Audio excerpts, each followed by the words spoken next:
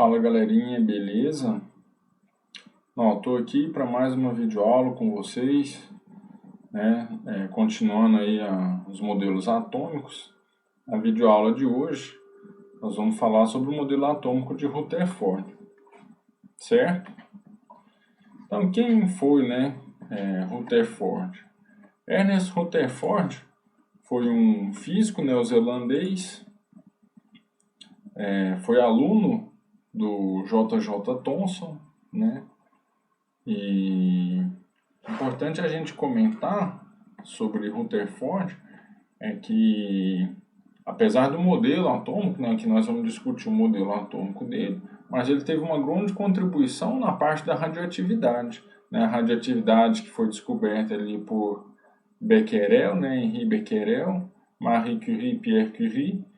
E Rutherford fez uma grande contribuição no estudo da radioatividade, das propriedades, né, das radiações, então, radiação alfa, radiação beta. Né, então ele estudou essas radioatividades e ele conhecia muito bem essas radiações alfa e beta. Né, eu estou comentando isso porque nós vamos discutir justamente o experimento realizado lá pelos seus colaboradores, e fala justamente dessa emissão da partícula alfa, né? Então, ele conhecia muito bem a partícula alfa, né, quando ele fez esse experimento. Então, a questão lá de detalhes que nós vamos falar do experimento está relacionado com o que ele já sabia disso. Tudo bem? Então, foi aluno lá de Thomson, depois que terminou lá seus trabalhos, foi trabalhar na Universidade de Montreal, né, no Canadá, tudo bem? E foi lá que ele desenvolveu essa parte aí do estudo da radioatividade. Depois disso, acho que ele foi para Cambridge também, trabalhar lá no mesmo laboratório, no laboratório Cavendish. Tudo bem?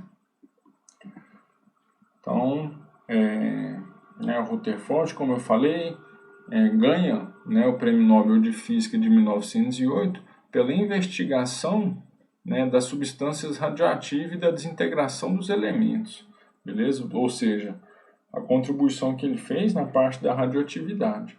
Né? Então, quando ele faz esses experimentos e tudo mais, ele já sabia muito bem, né, os comportamentos da partícula alfa. É importante a gente entender isso, né, para entender o experimento dele.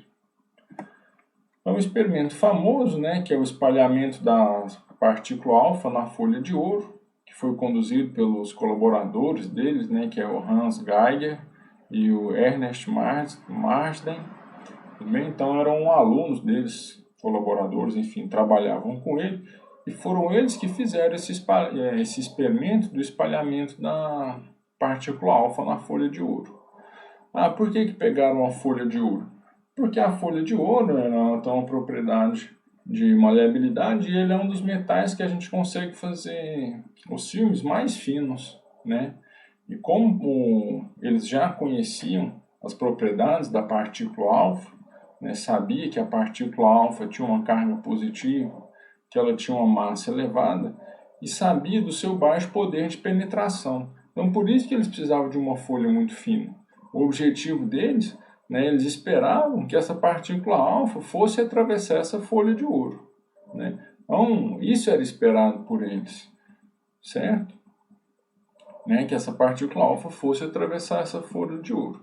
E quando eles fazem o experimento, deixa eu voltar no experimento aqui, então o que eles fazem? Pegam uma caixa de chumbo, por que o chumbo? Porque ele bloqueia a radiação. Né? Você tem um material radioativo, ele emite radiação em todas as direções.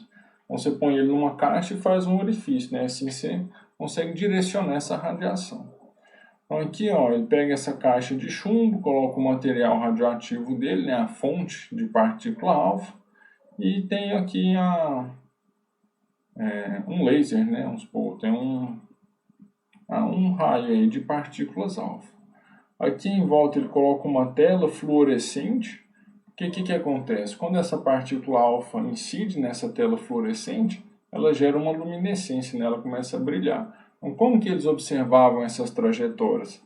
Então, eles montavam todo o aparato, era uma sala mesmo, eles tinham que desligar as luzes, ficar tudo no escuro e ficar olhando aquela tela fluorescente. Né? E eles viam onde aqueles pontinhos brilhavam. E assim, eles conseguiam fazer as anotações dele. Tudo bem? Então essa tela fluorescente era para isso, né? Para eles enxergarem essa radiação. Quando ela incidia ali, ela brilhava e ele sabia se ela tinha atravessado ou não. Então, como eu comentei, o esperado era que essa radiação alfa atravessasse a folha de ouro. Então, quando a partícula alfa, né, a radiação incide, que eles observam que houve partícula alfa que ricocheteou na folha de ouro e voltou, isso gera um grande espanto.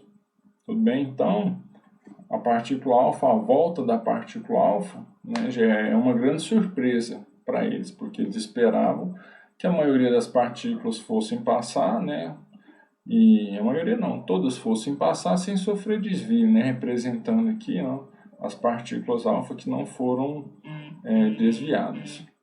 Beleza? Então tá aqui, ó. O que eles esperavam? O resultado esperado, as partículas alfa deveriam atravessar a folha sem sofrer desvio. Então tá aqui a folha de ouro, o esperado era que todo mundo viesse colidir aqui. E o observado, né, como eu disse, foi justamente um espanto às partículas alfas refletirem. Então, que conclusões eles chegam? Lógico que essas conclusões, né, do jeito que a gente comenta, que ele vai lá, incide a radiação e volta, o cara tirou tal conclusão. Não é uma coisa simples assim, né? Faz, refaz o experimento, discute, será que não tem nada errado e tudo mais. Enfim, as conclusões que eles chegam. Como grande parte das partículas alfas atravessam a folha de ouro, eles esperam que eu tenha um grande espaço vazio. Né? Porque se eu tenho um grande espaço vazio, todo mundo que vem consegue atravessar. Se o espaço vazio fosse pequeno, o que eu deveria esperar? Que as partículas alfas deveriam colidir nesse corpo denso e voltar. Né? Tudo bem? Então, em função da quantidade de partícula alfa que atravessa, ele supõe que o espaço vazio deve ser grande. Aí por que essas partículas alfa estão voltando? Ela deve estar colidindo, porque eles já sabiam da existência das cargas, né? Thomson tinha mostrado isso.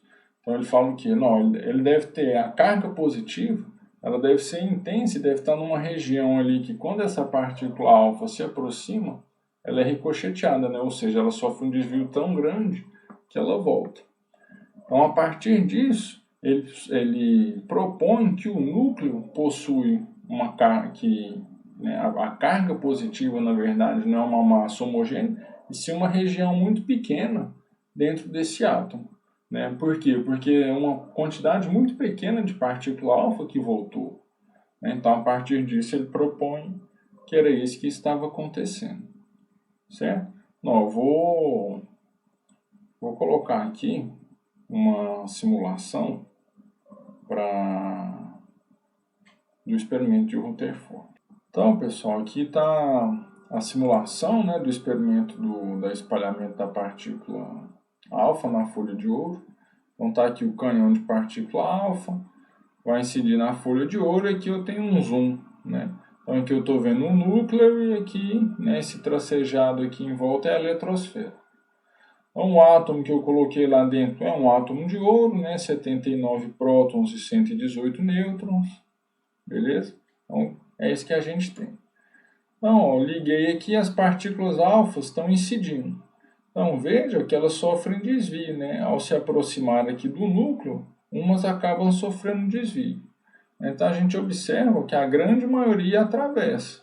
Então, se a gente ficar de olho aí na simulação, hora ou outra, a gente vai ver uma partícula que está sendo refletida e que volta. Mas a grande maioria a gente observa que elas conversam a atravessar, né? Essa aqui voltou. Tudo bem? Aí o que acontece se eu diminuir né, o número de prótons aqui? Então, se eu diminuir o número de prótons, eu diminuo a repulsão. Na repulsão, porque a partícula alfa tem carga positiva, se eu diminuo o número de prótons, eu diminuo a carga positiva, a repulsão é menor. Então, como ela vem com uma certa velocidade, acabam atravessando a maior quantidade de partícula alfa. Então, vou pegar aqui, por exemplo, o átomo de ferro, né? O número atômico lá é 26 e 56, né? Então, 30 pró, 30 nêutrons.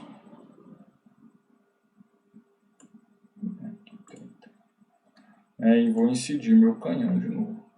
Então a gente observa que os desvios sofridos são cada vez menores. Isso eu posso observar nessa maneira aqui, ó, as partículas alfa.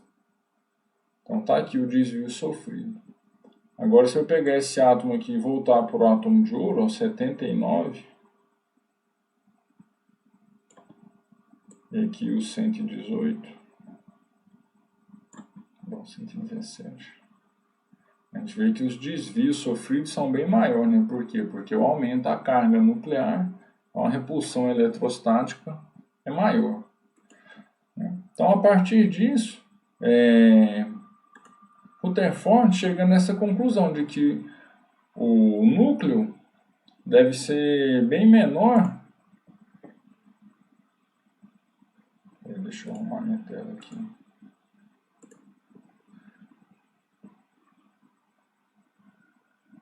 Então a conclusão que Rutherford chega é essa, que o núcleo deve ser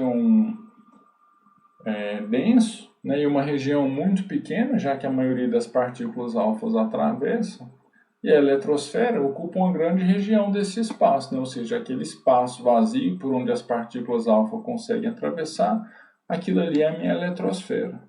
Né? Então, que ficou sendo representado dessa forma, né, um núcleo bem pequeno e os elétrons girando aqui na eletrosfera. Né, e a carga positiva e toda a massa nuclear concentrada no núcleo. Tudo bem? Então, essas foram as conclusões de Rutherford. Que o átomo é constituído por um grande espaço vazio, onde é a eletrosfera, né, os elétrons estão ali numa órbita em volta do núcleo, e o núcleo é uma região muito pequena, de 10 a 100 mil vezes menor do que o tamanho do átomo. Esse cálculo de 10 a 100 mil vezes, né, ele obtém a partir da proporção, né, de partículas que atravessam e das que são refletidas. Beleza? E esse modelo atômico dele tinha uma falha, né, um problema assim, de física que o pessoal sabia desde o início.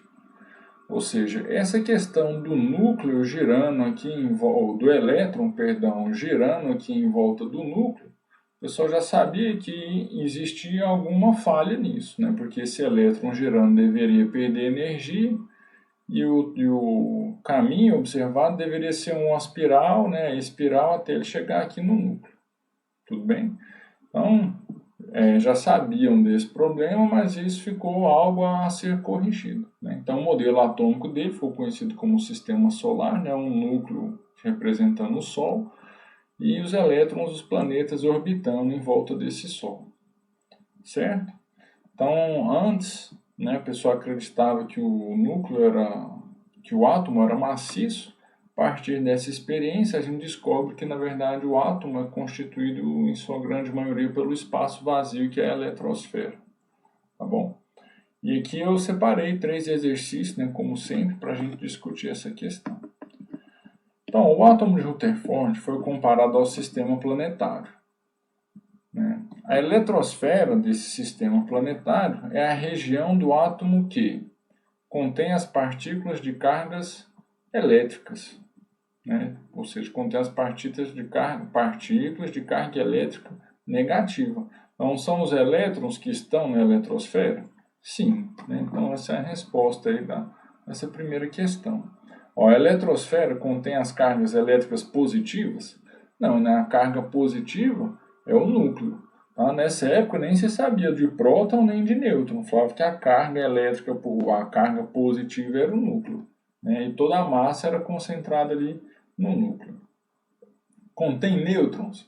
Não, né? Aqui ainda não se fala de nêutrons. Quem descobre os nêutrons é James Chadwick, que por sinal foi aluno de Rutherford. Concentra praticamente toda a massa do átomo? Não, a massa do átomo está concentrada no núcleo e não na eletrosfera. Contém prótons e nêutrons? Não, hoje a gente sabe que os prótons e os nêutrons constituem o núcleo, né, e não a eletrosfera.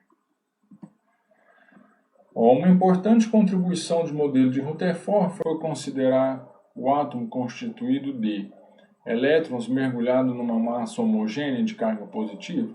Não, quem falou isso foi Thomson. Uma estrutura altamente compactada de prótons e elétrons? Não, né? Um núcleo de massa desprezível? Não, né? Um núcleo, sim, mas a massa dele não é desprezível, né? O núcleo contém a totalidade da massa. Uma região central com carga negativa, chamada núcleo. Região central chamada núcleo, beleza, só que com cargas positivas.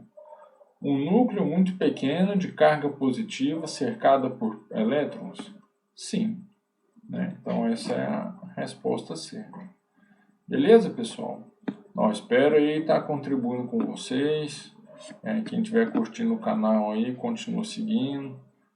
Souber de alguém que está precisando de umas aulas de química e você tem gostado das aulas, divulgo aí, certinho? E volto em breve com mais vídeos aí. Abraço a todos e obrigado.